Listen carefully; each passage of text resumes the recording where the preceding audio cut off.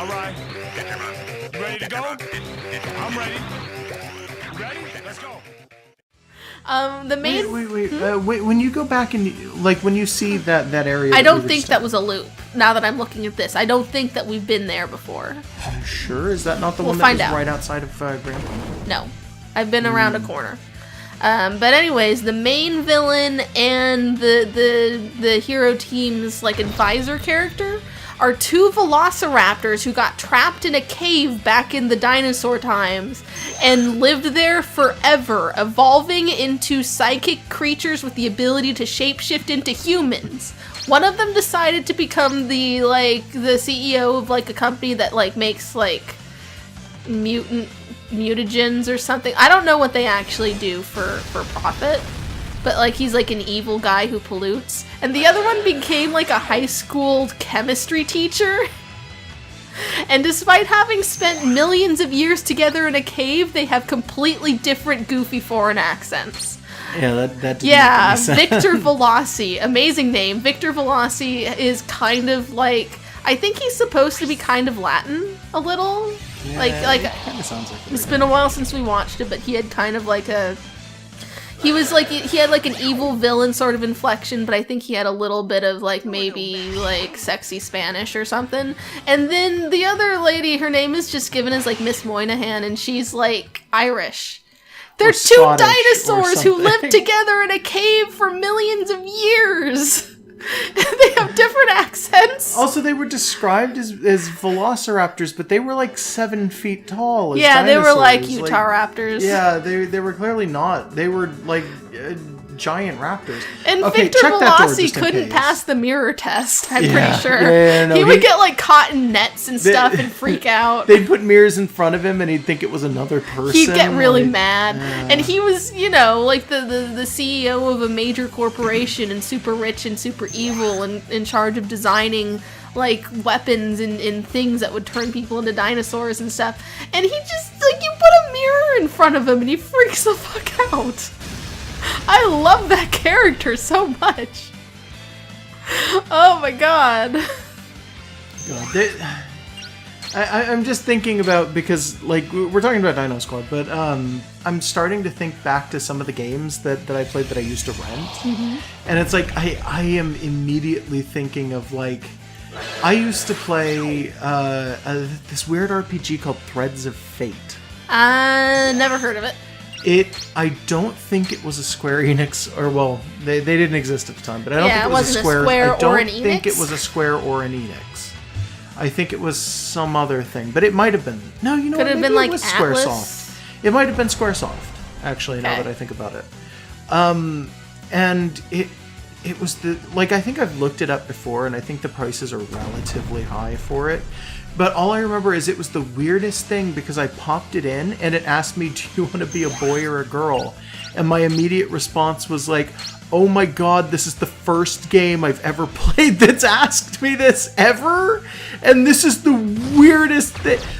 There were two distinct storylines depending on whether or not you wanted to be the dude or the girl. No, it wasn't just cosmetic. It was literally just, there were two storylines and they consistently overlapped with one another, but then they'd break away and you'd have completely different stories. So that's cool. Two yeah, games and in it one. was super cool. I just thought it was really bizarre at the time, because it was during a time when video games really didn't have the option. So this was before Pokemon Crystal. Yeah. Of even having the option though for do you want to be a boy or a girl, and it was just absolutely bizarre to actually encounter that as a kid. And now I'm thinking more about games from that era, and specifically Squaresoft games. And I'm thinking of Children of Mana, which I don't Never played that. I don't think I've ever shared that game with you. I do not have a copy. I wish I did. Okay, so this is a second room that appears to have a double thingy. If blue is behind it, touch it and then go out and around to the... Nope. Oh, that sucks. Well, treasure chest. If you touch green, does it activate blue? No. Oh. I'm That's under the stupid. impression that, okay, so turning one on turns off the other, but turning one off won't turn on the other, I think. That's awful. Yeah. And I could be wrong, because we tend to be wrong about these puzzles.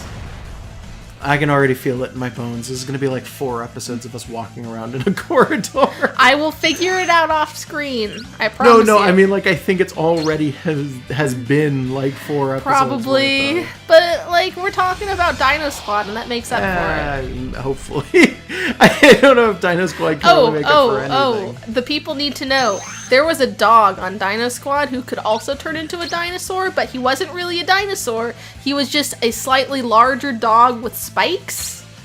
They had a name for it too. What did they call him? I think his name was Rump, but I No, don't remember for sure. That was the dog's name. I mean, what was it that they said he turned into? I don't know. Was it was a some kind of Dogosaurus. something they just like came that. up with a fake ass dinosaur name. They got their powers because they jumped into the ocean to save that dog from drowning, and all of them were doused in like mutagen. Yeah, they were all just doused in pollution that happened to have, crawled out from under the dock or something. The theme song explains it, but I don't remember the words. Dragon Tales, Dragon Tales. It's wrong. That's the wrong. I'm show. gonna let you continue though. I don't remember the rest of that one. That's way, way after I was a kid. Oh, also sometimes they would literally recycle the same transformation scene from dinosaur to human and then back multiple times within a sequence of like 5 minutes.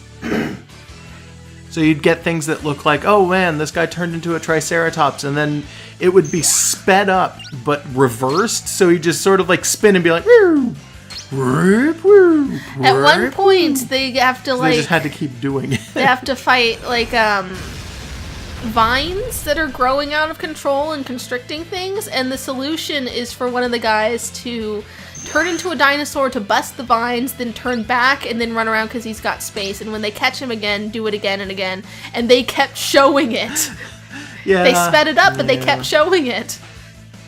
We've okay, I'm gonna finish the Children of Mana thing before I start anything new. I think. Okay.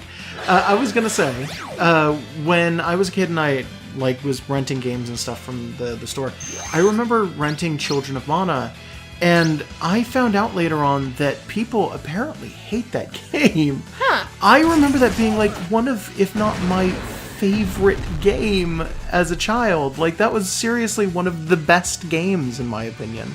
That had branching storyline paths all over the place. And it was like a weird it's like an action RPG. Like, you ran around and actively had buttons that you could press for punch, and then summon or use magic and stuff like that. And you knew it was a Square game because it had chocobos in it. Ooh. It was a Mana game, but they slipped chocobos into areas as like general enemies. Oh, so that's you'd have weird. black chocobos show up on like the Chocobos are your friends, what was though. it called? Chocobos are my friends. Like Cutthroat Highway or something like that. And you'd go down and it would be like this terrible like highway covered in bandits. And then sometimes you run into black chocobos. I think the slide was to the left. I'm just trying to get to the save point. Oh, all right, fair enough. Yeah, I think that we're slowly decaying in this place, and we need to get back to the elixir of life and drink some before we wither. Wouldn't it be faster to touch the slide and then go back around and No, go? it wouldn't. Okay. All right, for sure. Pretty sure. But well, that would set it up for the boss later on, though. Don't worry about it. I'm probably gonna figure this out off screen, like I said. Also, maybe get more of my damage requirements in on our dog, If you're sure, but I Probably. feel like okay. because this is running along. All right. Well, if people didn't like the game, is basically what I'm saying. And I found out that people kind of didn't like that game, and I got really sad about it. That was all I was going to say. And yeah, there were chocobos in there, but I think it was the idea was like, oh, well, because it's Cutthroat Highway or whatever, chocobos who get lost on the highway become feral, and then they attack the crap out of you. Okay, that still doesn't quite work You for me. could get chocobos yourself as well, and you could have an entire ranch where you bred monsters, and that's then my you could go favorite. into fights with monsters. I love that. You also got an additional part of your, like, as you would progress through the game and get a bunch of crap, you'd get different things that would add on to your house. So you'd get the monster barn.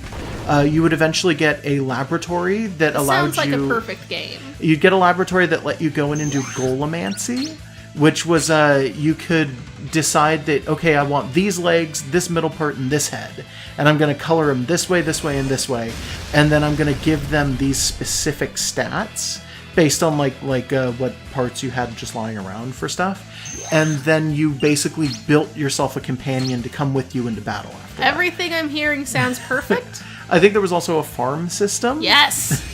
And the way that you unlocked areas and did stuff like that was like Dark Cloud. Like, you would get items that were things like broken wagon wheel and brick of a church, and then you'd get a big open like grid, and your house would be in the center, and you'd place your house as originally a mailbox, and then you'd get broken wagon wheel and place it somewhere else on the map, and then you'd have to run up to the broken wagon wheel, which would turn into like the highway or something like that. See that? Save point right there. All right, fair enough.